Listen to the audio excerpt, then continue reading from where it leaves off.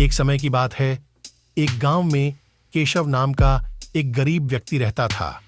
उसके परिवार में उसकी पत्नी और उसकी मां रहती थीं और वह आर्थिक रूप से गरीब था। उसके पास केवल एक भैंस थी, बस वह उसी की देख रेख करता था। उस भैंस से निकलने वाले दूध से वह अपने परिवार का भरण पोषण करता था। एक दिन अचानक भैंस चरते चरते दबंग पंडित के खेत में चली गई और पंडित क्रोध में आकर अपने आदमी द्वारा उस भैंस की हत्या कर देता है। पंडित गांव का दबंग आदमी होता है। केशव उस पंडित से लड़ाई भी नहीं कर सकता।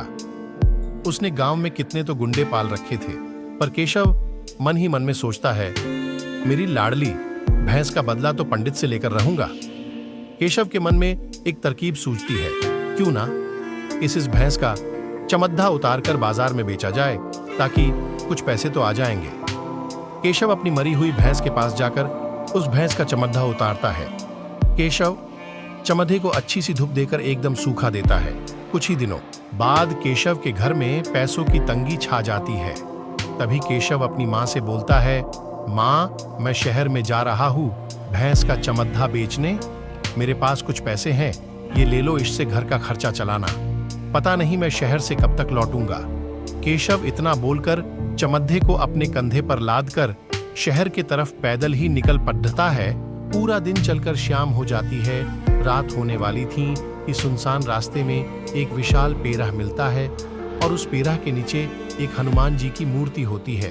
केशव सोचता है, क्यों ना यहाँ भगवान के सहारे रात गुजारी जाए। केशव पेड़ के नीचे बैठकर रोटी खा लेता है और जंगली जानवरों से बचने के लिए वह अपना चमड़ी लेकर पेड़ के ऊपर चढ़ हट जाता है। तभी अचानक आधी रात को वहां पर दो चोर पहुंचते हैं और हनुमान से विनती करते हैं कि हे हनुमान, आज की चोरी सफल होने देना।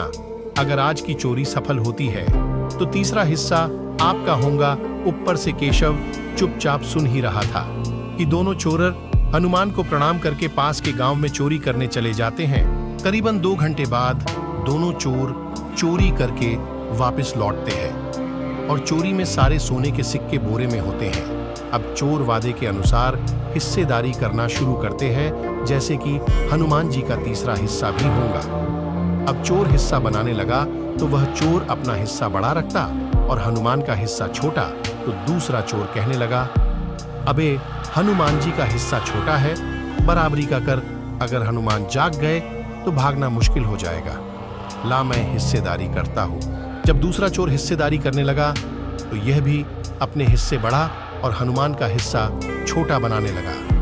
केशव ऊपर से यह सब देख ही रहा था। इन दोनों चोरों की बदमाशी देख केशव इसका फायदा उठाते हुए केशव ऊपर से बड़े जोर से भैंस का चमड़ा नीचे की तरफ तेजी से छोड़ देता है और चमड़ा बड़ी जोर की आवाज करते हुए एक टहनी से टकराते हुए दूसरे टहनी पर नीचे की तरफ आता है। उसी समय चोरों को लगता है कि हम जो हनुमान जी का हिस्सा छोटा बना रहे थे, उससे हनुमान जी क्रोधित हुए हैं। अब तो हमारा मरना तय है। चमड़े की जोर की आवाज और गड़गड़ाहट से दोनों चोर सोने के सारे सिक्के छोड़ जान बचाकर वहां से भाग जाते हैं। तभी केशव पेड़ से नीचे आता है और सारा सोना पेड़ पर चढ़ाकर रातों रात पेड़ के हर एक पत्ते पर सोने के सिक्के चिपका देता है और सुबह होने से पहले एक साधु के भगवा कपड़े पहनकर पेड़ के नीचे बैठ जाता है। पेड़ के पत्तों पर सोने के सिक्के, यह नजारा जो भी लोग देखते, उस राज्य के राजा के पास लोग बताने जाते कि राजा साहब, हमारे राज्य में फलाने जगह पर सोने के सिक्के से लदा हुआ पेड़ है और उस पेड़ के नीचे एक महात्मा बैठे हुए हैं। राजा को विश्वास नहीं हो रहा था कि और 2-3 लोग आए, यही बात बताने लगे। आखिर में राजा ने निर्णय लिया कि एक बार जाके देख ही लेते हैं। राजा घोड़े पर बैठकर उस पेड़ के पास पहुंच गए और राजा ने देखा कि जैसे लोग बता रहे थे वो बात सच्ची निकली। राजा ने नजारा देख मन ही मन सोचा कि यह महात्मा कोई साधारण महात्मा नहीं है। इस महात्मा से इस पेड़ का मोल भाव कर लूं या इस पेड़ को खरीद लूं तो जिंदगी भर यह पेड़ सोना देता रहेगा। राजा ने महात्मा से पूछा, इस पेड़ के बदले में क्या लोगे? महात्मा केशव बोले, इस पेड़ में जितने सिक्के हैं उसके डबल दे दो और पेड़ को ले लो। राजा ने केशव को डबल सोने के सिक्के गिनाकर दे दिया और बैलगाड़ी में लाद दिया और राजा ने बड़ी सुरक्षा के साथ महात्मा को अर्थात केशव को रवाना कर दिया।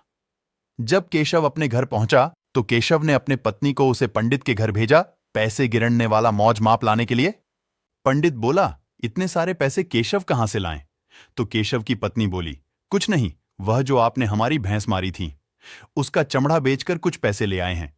इतना बोलकर मौजमाप लेकर वापस चली आती है। अब पंडित भी केशव के पत्नी के पीछे पीछे चोरी छुपे चला आता है। केशव को पता था पंडित जरूर आएगा। केशव पंडित को घर के नजदीक आते देखकर केशव जोर जोर से पैसे गिनने लगा। 1 2 3 4 5 चुपके से देखा है कि वाकई में पैसे के ढेर के सामने बैठकर पैसे गिन रहा होता है केशव।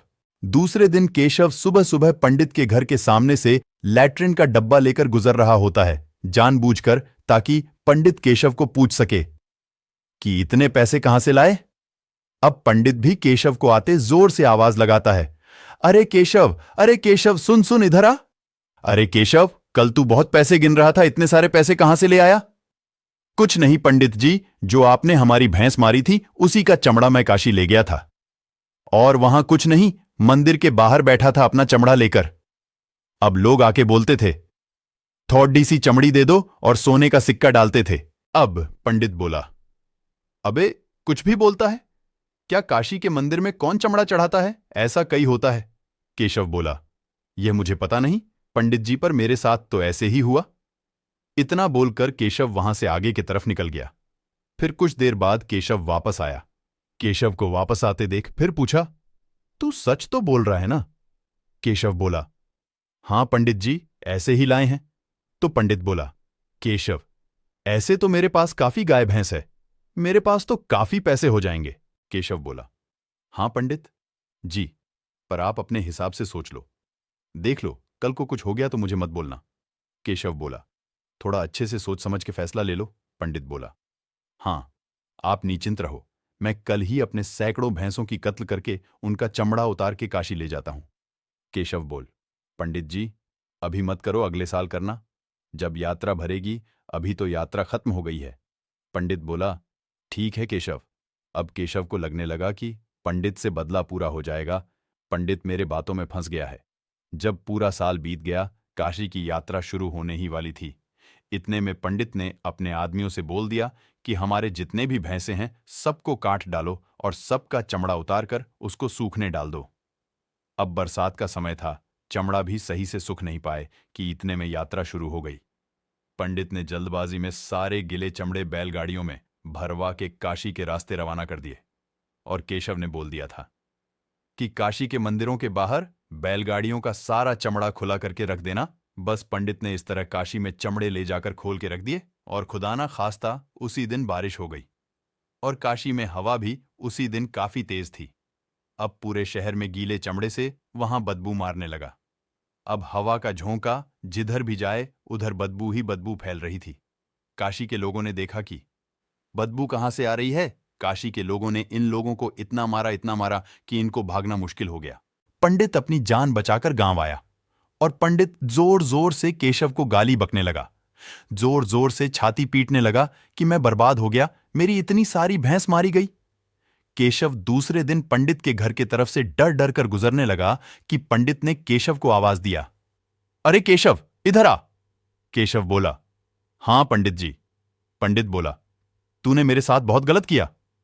केशव बोला, मेरी गलती नहीं है, मैंने पहले ही आपको बोला था कि आप अच्छे से सोचकर करना, ऊपर से आप लोगों ने चमड़े गिले ही ले गए, इससे तो लोगों का गुस्सा फुटेगा ना। पंडित बोला, अच्छा ठीक है, पर पंडित सोच रहा था कि बस केशव को मारना है, बदला तो लेकर रहूंगा। पंडित सोचता है अगले महीने होली है और अपने आदमी